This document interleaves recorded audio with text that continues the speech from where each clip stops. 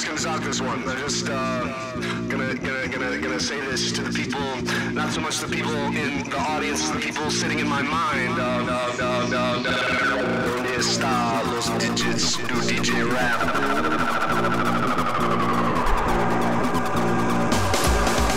Basilray from the ECF, YouTube, vapinreview.com, New Vapor Forum, whole bunch of places around the internet once again.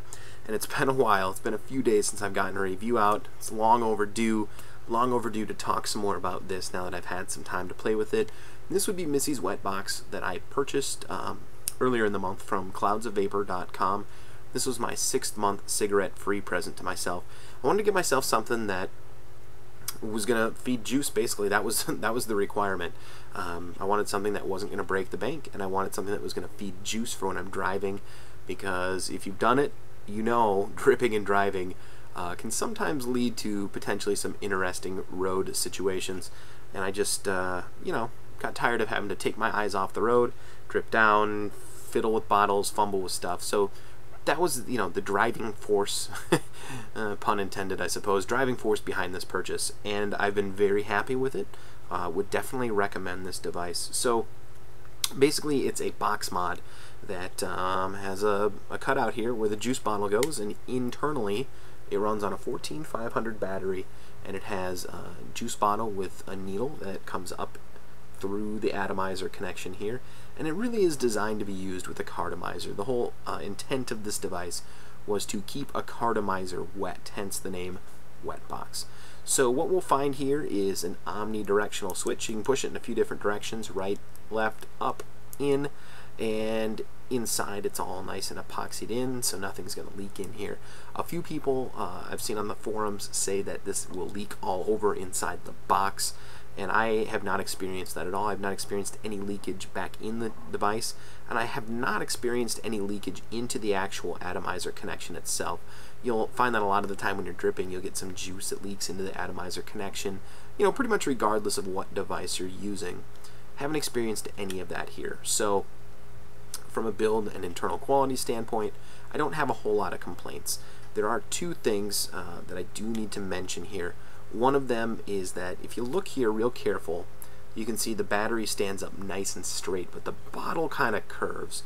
So what happens here is that the bottle curves, so it kind of comes into the atomizer at a bit of an angle.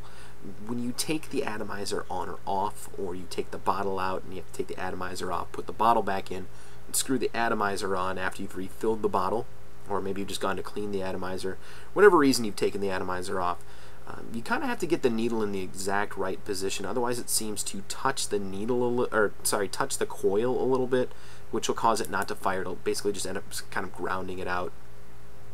So, yeah, it's kind of a pain when you first either refill a bottle, or you change bottles, or you take an atomizer off.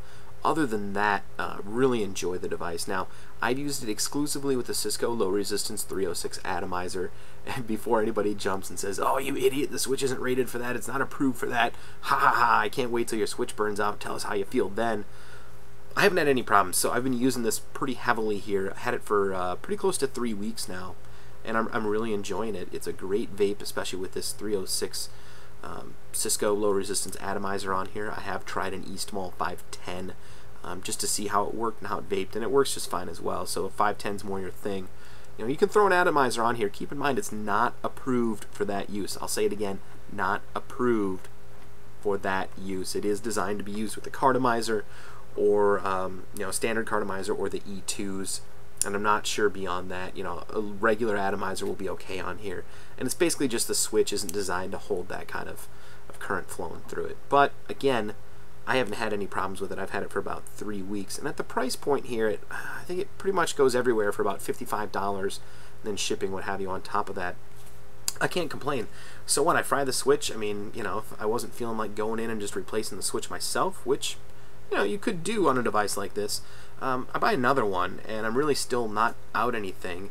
In fact, you know, I've still saved myself the cost, you know, almost a third of the cost of some of the more expensive devices that do the exact same thing. So really, bottom juice fed device. It's built fairly well. It's a plastic box mod that's been modded to do what it does. Really enjoy it. It's great in the car, great for driving. I have not used it with a cartomizer. I've used it exclusively with the Cisco low resistance 306 atomizer, and I've had great results thus far. The real big sticking point, yeah, it would be great to have maybe a switch that was rated for higher current on it, sure, but the real big complaint here is just you kind of have to fiddle with it a bit when you first get the needle in here, or you take the atomizer off to clean it and put it back on.